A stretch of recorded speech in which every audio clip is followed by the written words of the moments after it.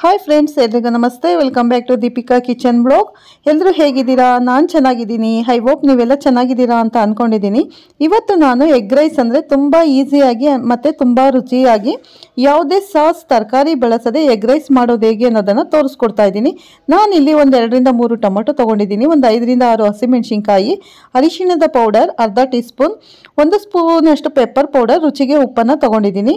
ತುಂಬ ಈಸಿಯಾಗಿ, ಬ್ಯಾಚುಲರ್ಸ್ಗಂತೂ ತುಂಬ ಈಸಿಯಾಗಿರುತ್ತೆ ಮಾಡೋದಕ್ಕೆ. 5ರಿಂದ 10 ನಿಮಿಷ ಸಾಕು. ರೈಸ್ ರೆಡಿ ಇದ್ದರೆ ಒಂದು 5 ನಿಮಿಷದಲ್ಲಿ ಈ ಎಗ್ ರೈಸನ್ನು ನಾವು ಮಾಡ್ಕೋಬೋದು. ಗ್ಯಾಸ್ ಆನ್ ಮಾಡಿ ಪ್ಯಾನನ್ನು ಇಟ್ಟಿದ್ದೀನಿ. ತುಂಬ ಈಸಿಯಾಗಿ ಮಾಡ್ಕೋಬೋದು, ತುಂಬ ರುಚಿಯಾಗಿ ಕೂಡ ಇರುತ್ತೆ. ನಾನು ಇಲ್ಲಿ ಕುಕ್ಕಿಂಗ್ ಆಯಿಲನ್ನು ಯೂಸ್ ಮಾಡ್ತಾ ಇದ್ದೀನಿ. 3ರಿಂದ 4 ಸ್ಪೂನಷ್ಟು ಕುಕ್ಕಿಂಗ್ ಆಯಿಲನ್ನು ಹಾಕ್ತಾ ಇದ್ದೀನಿ.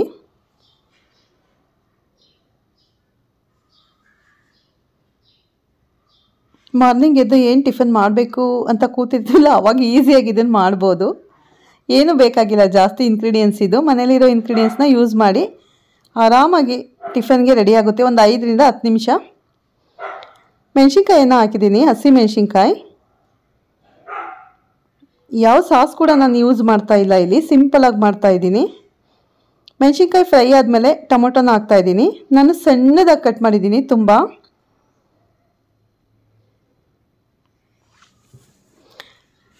ಟೊಮೊಟೊ ಸ್ವಲ್ಪ ಮೆತ್ತಗಾಗೋವರೆಗೂ ಫ್ರೈ ಮಾಡ್ಕೋಬೇಕು. ಮತ್ತು ಅರಿಶಿಣದ ಪೌಡರ್ ಅರ್ಧ ಟೀ ಸ್ಪೂನ್, ರುಚಿಗೆ ಉಪ್ಪು. ರೈಸ್ ರೆಡಿ ಇದ್ದರೆ 5 ನಿಮಿಷ ಇದು ಮಾಡೋದಕ್ಕೆ. ಎಗ್ ರೈಸ್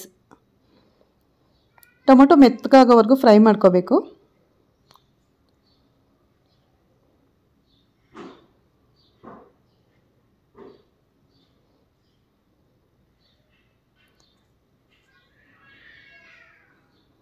ತುಂಬ ರುಚಿಯಾಗಿರುತ್ತೆ ಮಾತ್ರ.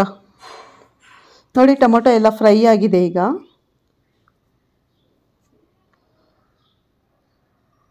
ಈಗ ಮೊಟ್ಟೆನ ಹಾಕ್ತಾ ಇದ್ದೀನಿ. ನಾನಿಲ್ಲಿ 3 ಜನಕ್ಕೆ ಮಾಡ್ತಾ ಇದ್ದೀನಿ ಎಗ್ ರೈಸ್. ಜಾಸ್ತಿ ಜನ ಇದ್ದರೆ ಇದೇ ಇಂಗ್ರೀಡಿಯೆಂಟ್ಸ್ನ ಡಬಲ್ ಆಗಿ ತೊಗೊಂಡ್ರೆ ಸಾಕು. ನಾನು ಒಂದು 4 ಮೊಟ್ಟೆನ ಹಾಕ್ತಾ ಇದ್ದೀನಿ. ಮೊಟ್ಟೆ ಎಷ್ಟಾದರೂ ಹಾಕ್ಕೋಬೋದು, ನಮ್ಮ ಇಷ್ಟ. ಎಷ್ಟಿರುತ್ತೋ ಅಷ್ಟು ಹಾಕ್ಕೋಬೋದು. 2 ಕೂಡ ಹಾಕ್ಬೋದು, 4 ಕೂಡ ಹಾಕ್ಬೋದು. ತುಂಬ ಜಾಸ್ತಿ ಹಾಕ್ದಷ್ಟು ತಿನ್ನೋದಕ್ಕೆ ಸೂಪರಾಗಿರುತ್ತೆ.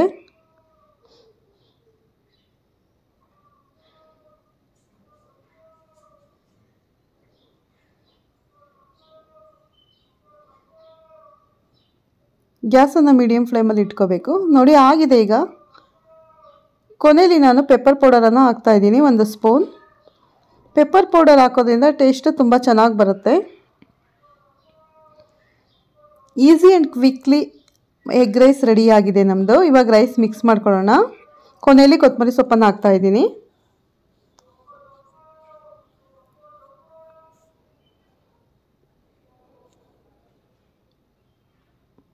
ರೈಸನ್ನು ಮಿಕ್ಸ್ ಮಾಡ್ತಾ ಇದ್ದೀನಿ. ತುಂಬ ರುಚಿಯಾದ ಮತ್ತು ತುಂಬ ಸುಲಭವಾಗಿ ಮಾಡುವಂತಹ ಎಗ್ ರೈಸ್ ಈಗ ರೆಡಿಯಾಗಿದೆ. ಈ ಎಗ್ ರೈಸನ್ನು ನಾನು ಪ್ಲೇಟ್ಗೆ ಸರ್ವ್ ಮಾಡ್ತೀನಿ. ಬಿಸಿ ಬಿಸಿ ತಿನ್ನೋದಕ್ಕೆ ತುಂಬಾ ಚೆನ್ನಾಗಿರುತ್ತೆ ಫ್ರೆಂಡ್ಸ್. ನೋಡ್ತಾ ಇದ್ದೀರಲ್ಲ ಎಷ್ಟು ಚೆನ್ನಾಗಿ ಬಂದಿದೆ ಎಗ್ ರೈಸ್. ಯಾವ ಬ್ಯಾಚುಲರ್ಸ್ ಆಗಲಿ, ಸ್ಟೂಡೆಂಟ್ಸ್ಗಳಾಗಲಿ ಆರಾಮ್ಸೆ ಮಾಡ್ಕೊಂಡು ತಿನ್ಬೋದು. ಒಂದು 5-10 ನಿಮಿಷ ಟೈಮ್ ಒಳಗಡೆ ನಾವು ಈ ಎಗ್ ರೈಸನ್ನು ಮಾಡ್ಕೋಬೋದು. ಬ್ಯಾಚುಲರ್ಸ್ಗಂತೂ ತುಂಬಾ ಈಸಿಯಾಗಿರುತ್ತೆ. 5 ನಿಮಿಷದಲ್ಲಿ ಈ ರೈಸನ್ನು ಮಾಡ್ಕೊಂಡು ತಿನ್ಬೋದು. ತುಂಬ ಹೊಟ್ಟೆ ಹಸಿ ಆಗಿದ್ರೆ ಬೇಗ ಬಂದು ಆಫೀಸಿಂದ 5 ನಿಮಿಷಕ್ಕೆ ಈ ರೈಸನ್ನು ಮಾಡ್ಬೋದು. 2 ಮೊಟ್ಟೆ ಇದ್ದರೆ ಸಾಕು, ಟೊಮೊಟೊ ಸ್ವಲ್ಪ ಮತ್ತು ಮೆಣಸಿನ್ಕಾಯಿ. ಎಷ್ಟು ಚೆನ್ನಾಗಿದೆ ನೋಡಿ, ಎಷ್ಟು ಚೆನ್ನಾಗಿ ಬಂದಿದೆ ಅಂತ. ಓಕೆ ಫ್ರೆಂಡ್ಸ್, ಈಗ ಎಗ್ ರೈಸ್ ರೆಡಿಯಾಗಿದೆ. ನಾನು ಪ್ಲೇಟ್ಗೆ ಸರ್ವ್ ಮಾಡ್ತಾ ಇದ್ದೀನಿ. ಈಸಿಯಾಗಿರೋ ಎಗ್ ರೈಸ್ ರೆಸಿಪಿ ನಿಮ್ಗೆ ಇಷ್ಟ ಆದರೆ ಲೈಕ್ ಮಾಡಿ, ನಿಮ್ಮ ಫ್ರೆಂಡ್ಸ್ಗೆ, ರಿಲೇಟಿವ್ಸ್ಗೆ ಶೇರ್ ಮಾಡಿ. ಹೊಸದಾಗಿ ನೋಡ್ತಾ ಇರೋರು ದೀಪಿಕಾ ಕಿಚನ್ ಬ್ಲಾಗ್ಗೆ ಕನೆಕ್ಟ್ ಆಗಿ ಪ್ಲೀಸ್ ಪಕ್ಕದಲ್ಲಿರೋ ಬೆಲ್ ಐಕನ್ ಪ್ರೆಸ್ ಮಾಡಿ. ನಾನು ಹಾಕೋ ಪ್ರತಿಯೊಂದು ವಿಡಿಯೋ ನಿಮಗೆ ನೋಟಿಫಿಕೇಷನ್ಗೆ ಬರುತ್ತೆ, ತಕ್ಷಣ ನೋಡ್ಬೋದು. ಬಟ್ ಇಷ್ಟ ಆದರೆ ಒಂದು ಲೈಕ್ ಕೊಡೋದನ್ನು ಖಂಡಿತ ಮರಿಬೇಡಿ. ಪ್ರತಿದಿನ ಹೊಸ ಹೊಸ ರೆಸಿಪಿ ಬ್ಲಾಗ್ಸ್ನ ಮಾಡಿ ನಿಮ್ಮ ಜೊತೆ ಶೇರ್ ಮಾಡ್ತೀನಿ ಫ್ರೆಂಡ್ಸ್. ನೀವೇ ನೋಡ್ತಾ ಇದ್ದೀರಾ ಎಷ್ಟು ಚೆನ್ನಾಗಿ ಬಂದಿದೆ ಎಗ್ ರೈಸ್ ಅಂತ.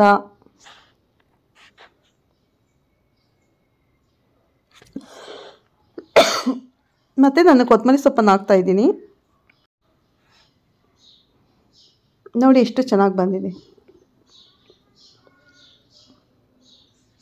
ಎಲ್ಲ ಮಕ್ಕಳಂತೂ ತುಂಬ ಇಷ್ಟಪಟ್ಟು ತಿಂತಾರೆ. ಈ ರೀತಿ ಎಗ್ ರೈಸ್ ಮಾಡಿಕೊಟ್ರೆ ತುಂಬಾ ಇಷ್ಟಪಟ್ಟು ದೊಡ್ಡವರು ಚಿಕ್ಕವರು ಎಲ್ಲರೂ ಇಷ್ಟಪಟ್ಟು ತಿಂತಾರೆ.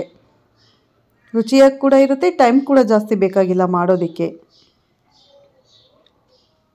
Okay, thank you so much for watching friends. ಈ ವಿಡಿಯೋನ ಫಸ್ಟು ಇಂದ ಕೊನೆವರೆಗೂ ಸ್ಕಿಪ್ ಮಾಡದೆ ನೋಡಿ. ಮತ್ತೆ ಸಿಗ್ತೀನಿ, ಬಾಯ್.